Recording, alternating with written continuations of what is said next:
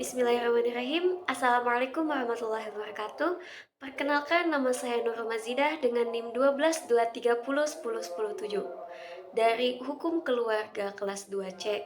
Di sini saya akan memenuhi tugas ujian akhir semester dari mata kuliah Politik Hukum Islam. Baik teman-teman, pada pertemuan ke-9 kali ini kita akan membahas mengenai pokok pemikiran dari Hasbi Asyidiki mengenai politik hukum Islam. Muhammad Hasbi Asyidiki atau dengan nama lengkap Tengku Muhammad Hasbi Asyidiki merupakan tokoh ulama nasional. Beliau seorang ahli dalam ilmu fikih, hadis, dan ilmu agama lainnya. Dan pemahaman secara tekstual, namun beralih menuju penafsiran yang berkarakter kontekstual dengan memperhatikan variabel lain di luar nas tanpa kemudian melukai kemurnian maksud dari nas itu sendiri. Beliau mengajukan rumusan tentang asas-asas hukum Islam yang kemudian dapat dijadikan parameter kaitan dengan bagaimana tidak, beliau mengajukan tesis tentang modernisasi hukum Islam yang tanpa berpaling dari kemurnian maksud ajaran Islam itu sendiri, untuk kemudian menjadikan hukum Islam itu tetap eksis maupun menjawab tantangan perubahan. Pola berpikir semacam inilah yang dibutuhkan dalam konteks menyelaraskan dengan melihat perubahan zaman. Baik, pada pertemuan ke-10 kali ini, kita akan membahas mengenai pokok pemikiran hukum Islam menurut Yusuf Al-Qaradawi. Syekh Yusuf Al-Qaradawi dikenal sebagai salah satu ulama Islam sekaligus cendekiawan Muslim terkemuka yang dikenal di seluruh dunia karena pemikirannya dalam berbagai aspek hukum Islam.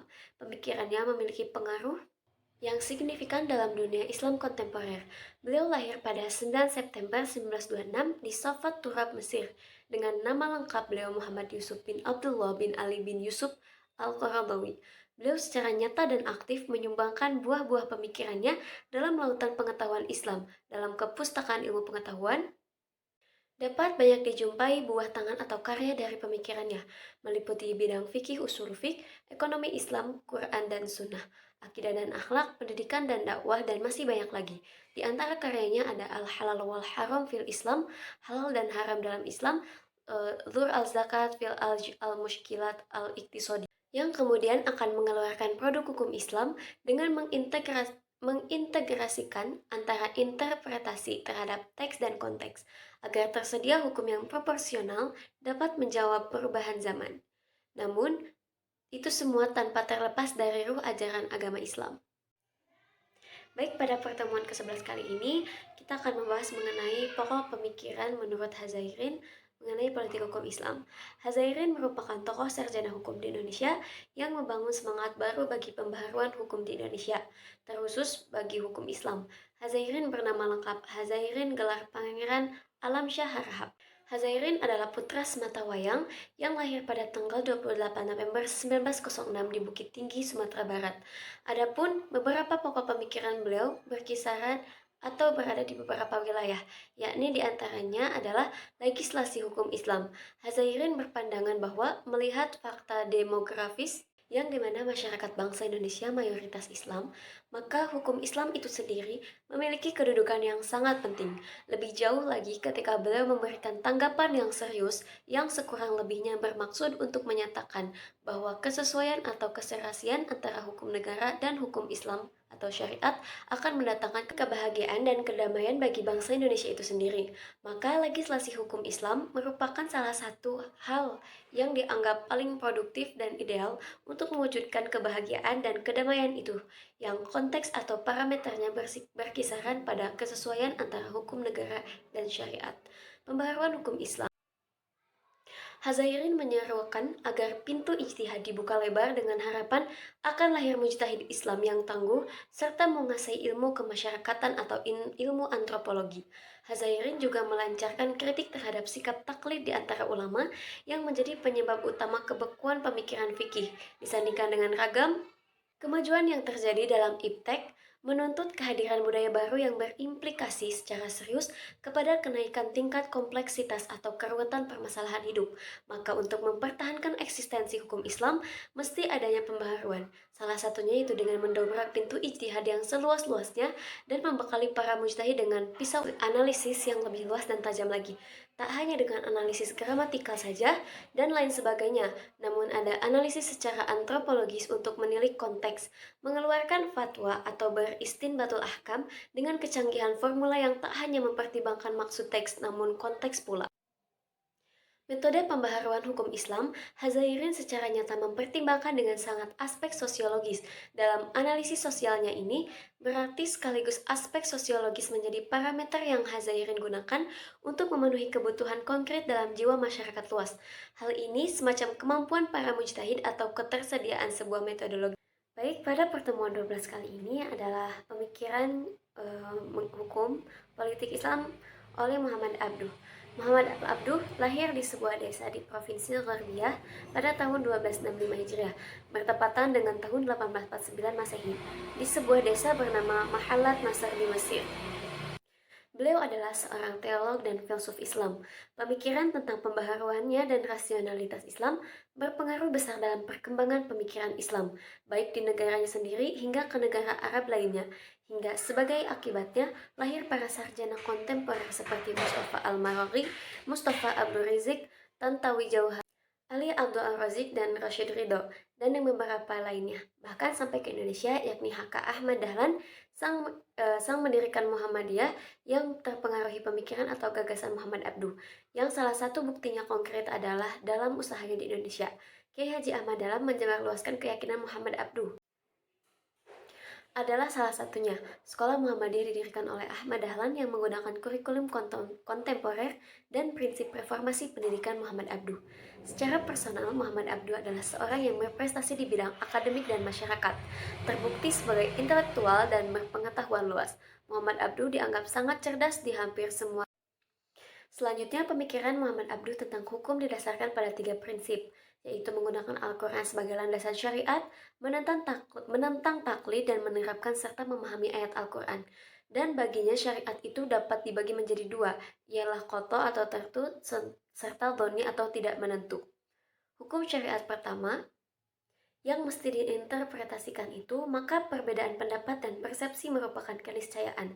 Barulah perbedaan ini akan semakin memanas menjadi sebuah bencana berupa perpecahan kala pendapat yang berbeda tersebut dijadikan tempat berhukum dengan taklid buta tanpa berani mengkritik dan mengajukan komentar lainnya. Menurut Muhammad Abduh, kendati ijtihad mempunyai dan memegang peranan yang krusial dalam hukum Islam, ia mesti diselenggarakan dengan penuh pertimbangan, yakni terletak pada pertimbangan mengenai ijtihad yang dikeluarkan oleh orang-orang yang benar berkemampuan untuk melakukan ijtihad. Sebaliknya, orang yang tak memiliki kemampuan untuk berijtihad hendaknya bertanya pada mereka dan paham mengenai ijtihad. Selaku orang yang mengajukan pemikiran yang bercorak pembaharuan, beliau terkadang memberikan kritik terhadap fenomena kemunduran yang terjadi di kalangan umat muslim, yang dimana salah satu penyebab kemundurannya menurut Muhammad Abduh adalah paham jumud yang terdapat di kalangan umat Islam. Jumud menunjukkan keadaan beku atau statis, di mana tidak ada yang berubah. Umat Islam tidak menginginkan perubahan dan tidak mau menerima perubahan karena terpengaruh oleh ideologi yang sudah ketinggalan zaman. Lalu beliau memberikan kontribusi yang terhitung cukup signifikan dalam mendobrak kemunduran itu, diantaranya reformasi pendidikan. Muhammad Abduh memulai perbaikannya melalui pendidikan. Berfokus pada penyelamatan rakyat Mesir melalui pendidikan, salah satu sisi kritis dalam kubu umat muslim menurutnya adalah kelemahan karena mereka tidak memiliki itikad baik dan tidak menyadari asal-usul agama mereka. Itulah yang merusak akhlak mereka, dan obat satu-satunya adalah dengan memperbaiki pendidikan agama. Salah satunya dengan menghidupkan gagasan reformasi pendidikan. Mendirikan lembaga dan yayasan sosial, salah satunya beliau menggerakkan dan mendirikan beberapa lembaga sosial, di antara Jamiah Khairiyah Islamiyah atau Ikatan Sosial Islam, untuk menyiarkan pengajaran dan pendidikan serta membantu orang-orang yang membutuhkan bantuan, mendirikan sekolah, madrasah, pemikiran Muhammad Abduh, muridnya Muhammad Rashid Ridho, dan di satu sisi, madrasah mereka memiliki kesamaan dengan madrasah Ibnu Taimiyah, namun di sisi lain terdapat perbedaan. Ia sangat logis, lebih mengutamakan logika sebagai landasan nakal atau nash, mendahulukan Al-Quran di atas As-Sunnah, meyakini bahwa anjuran ayat lebih utama daripada Al-Hadis Al-Ahad, dan menolak gagasan bahwa yang artinya adalah peranan zakat dalam mengatasi masalah ekonomi dan masih banyak hal-hal lain. Secara konkret, Pandangan Yusuf Al-Qaradawi adalah kaitan dengan hukum Islam, mempunyai prospek dalam menunjang pengembangan hukum Islam dapat ditinjau dari kemungkinannya memberikan motivasi untuk terus-menerus menggali hukum Islam dan pengembangannya, memberikan peluang berijtihad bagi para ulama sekarang, memberikan tuntunan dan pedoman dalam berijtihad, dapat menjawab tantangan zaman di bidang hukum Islam, dan selanjutnya menjadikan hukum Islam itu tetap aktual dan senantiasa dinamis. Kemajuan zaman menuntut kelahiran budaya baru, dan budaya yang semakin maju mencirikan kompleksitas persoalan. Hal-hal yang harus dijawab dan ditanggulangi oleh hukum Islam. Keadaan semacam ini menuntut kebutuhan pembaruan, yang lagi-lagi muncul seiring terjadinya perubahan dalam hampir segenap aspek kehidupan di mana muncul persoalan baru yang status hukumnya tidak dapat ditemukan secara langsung baik dalam kitab suci maupun fatwa ulama pada masa lalu.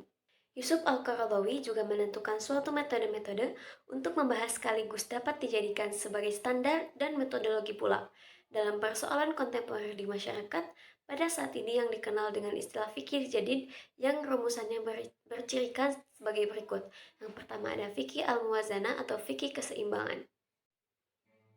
Ada fikih al-awaliyat atau fikih prioritas, suatu metode yang digunakan untuk memprioritaskan sesuatu. Fikih al-maqasidah asyari, dan yang terakhir ada fikih at-talghir atau fikih perubahan.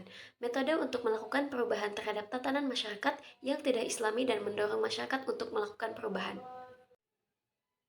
Baik teman-teman, pada pertemuan ke-13 kita akan membahas mengenai pemikiran politik Islam menurut Ali Yafi dan Sahal Mahfuz. Ahmad Kiai Haji Ali Yafi adalah seorang ulama yang lahir pada tahun 1926 di Sulawesi Tengah. Beliau dikenal sebagai orang yang memiliki karakteristik yang tekun dan senantiasa berkemauan keras. Kitab Kuning telah beliau jejaki dari usia 5 tahun. Beliau sempat mendapat pendidikan formal di Fairlock School. Proses pembelajaran formalnya sempat terganggu sebab terbit dan bergulirnya peristiwa Perang Dunia Kedua. Beberapa pemikiran atau perspektif beliau terhadap hukum Islam dapat diuraikan dalam beberapa poin sebagai berikut. Meniadakan paham-paham sesaat, kebiasaan atau tradisi lama, baik dan iklim spiritualitas dan sosiologis.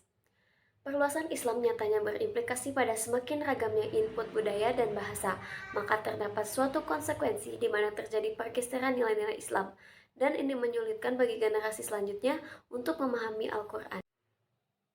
Terdapat suatu problematika yang cukup dilematik, yakni sebab perkembangan ilmu pengetahuan dan kehidupan manusia, persoalan fikih pun semakin kompleks rasanya, dan benar saja hal ini mendorong keberadaan pembaharuan metode tafsir, agar hukum Islam itu sendiri dapat terus eksis, memiliki kemampuan untuk menjawab tantangan problematika kehidupan yang semakin kompleks tadi, maka beliau menyodorkan penerapan metode tafsir maudhu'ah sebagai metode tafsir yang dimana salah satunya fokus adalah dengan upaya untuk mengklarifikasikan ayat-ayat tertentu yang telah masuk pada tema tertentu pula.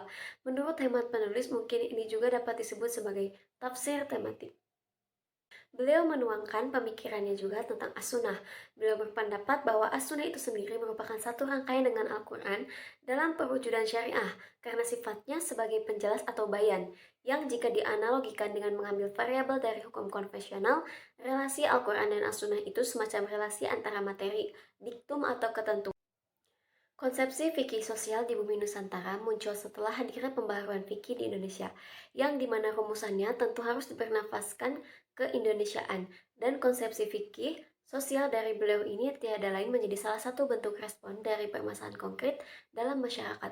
Beliau menaruh konsep tentang HAM di sana, menambahkan fungsi sosial dari zakat yang berfungsi sebagai salah satu senjata menunjang stabilitas atau penyamarataan ekonomi masyarakat lewat formula yang proporsional. B. Kiai Haji Sahal Mahfuz. Beliau adalah seorang ulama yang lahir pada 17 Desember 1937. Di samping itu, beliau pula aktif berkegiatan dalam lembaga negara, yakni Majelis Ulama Indonesia. Pernah pula menjabat sebagai Ketua MUI mulai dari tahun 2000 hingga 2014. Dan pernah pula menjabat selama 2 periode sebagai Rais Am Syuriah, pengurus besar Nahdlatul Ulama sejak 1999 hingga 2014. Dalam menggunakan hukum Islam, beliau menggunakan dua konsep yang saling mengisi. Dan fikih mesti punya kemampuan untuk terus-menerus melakukan hal itu. Sebab menurut Kiai Haji Sahal Mahfuz hingga saat ini, fikih masih tetap menjadi pilihan satu-satunya dalam mendukung masyarakat dalam lingkaran halal dan haram, baik itu dosa maupun pahala. Dalam berfatwa, beliau banyak menimbang menggunakan takaran maslahah. Proses atau metode dasar pengambilannya, beliau Dari kegiatan pengambilan atau penetapan hukum Islam beliau dapat dibuat dua rumusan, yakni metode tekstual madhab Qouli dan metode kontekstual atau metodologis madhab manhaji. Baik, pada pertemuan ke-15 kali ini kita akan membahas mengenai pokok pemikiran hukum Islam menurut Munawir Sazali. Munawir Sazali lahir di Karanganom, Klaten, Jawa Tengah pada tanggal 7 November 1925, yang pada saat itu Nusantara masih dalam kekuasaan Hindia Belanda. Kemudian beliau wafat pada tanggal 23 Juli 2004 ketika usia beliau 78 tahun. Selain sebagai diplomat ulung, Munawir juga seorang intelektual yang cukup produktif, sehingga banyak karya yang telah ditulisnya. Sebagian ada yang sudah dibukukan dan sisanya masih terpencar. Di antara karya Munawir yang berupa buku ialah Satu Islam dan Tata Negara. Buku ini diterbitkan oleh UI Press. Ini merupakan pokok pikirannya tentang wacana politik Islam yang dikomparasikan dengan konteks pluralitas bangsa Indonesia. Yang kedua ada Islam realitas baru dan orientasi masa depan bangsa. Yang ketiga ada ijtihad kemanusiaan. Yang keempat bunga rampai wawasan Islam dewasa ini dan hukum Islam di Indonesia. Jika dilakukan penyelidikan lebih lanjut, Munawir Ghazali termasuk golongan ulama yang memiliki corak pemikiran yang modern. Ia penganut teori yang melihat hukum Islam dapat dan selalu bisa dikompromikan sesuai dengan konteks sosial masyarakat di mana hukum itu akan dilaksanakan, atau gagasan reaktualisasi atau kontekstualisasi hukum Islam. Adapun beberapa pemikiran beliau di ranah hukum Islam antara lain, satu, hubungan antara agama dan negara dalam konteks keindonesiaan. Yang kedua, persoalan pembagian waris yang sama antara laki-laki dan perempuan melahirkan interpretasi berdasarkan konteks yang terjadi pada lingkungannya saat itu. Yang ketiga, persoalan zakat. Yang keempat, reaktualisasi hukum Islam dan Baik, pada pertemuan ke-15 kali ini kita akan membahas mengenai pokok pemikiran hukum Islam menurut Munawir Sazali. Munawir Sazali lahir di Karanganom, Klaten, Jawa Tengah pada tanggal 7 November 1925, yang pada saat itu Nusantara masih dalam kekuasaan Hindia Belanda. Kemudian beliau wafat pada tanggal 23 Juli 2004 ketika usia beliau 78 tahun. Selain sebagai diplomat ulung, Munawir juga seorang intelektual yang cukup produktif, sehingga banyak karya yang telah ditulisnya. Sebagian ada yang sudah dibukukan dan sisanya masih terpencar. Di antara karya Munawir yang berupa buku ialah Satu Islam dan Tata Negara.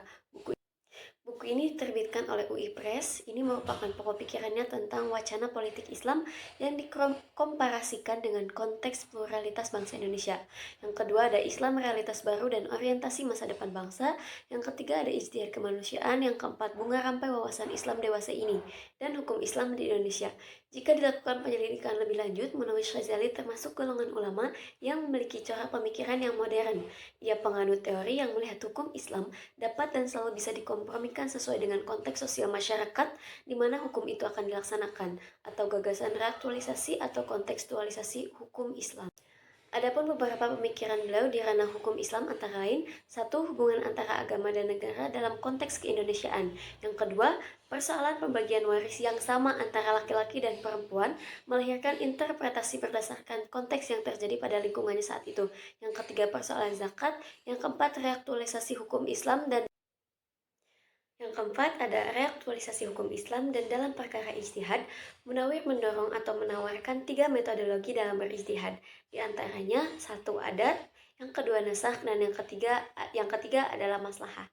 Baik, mungkin hanya itu saja. Terima kasih atas perhatiannya. Wassalamualaikum warahmatullahi wabarakatuh.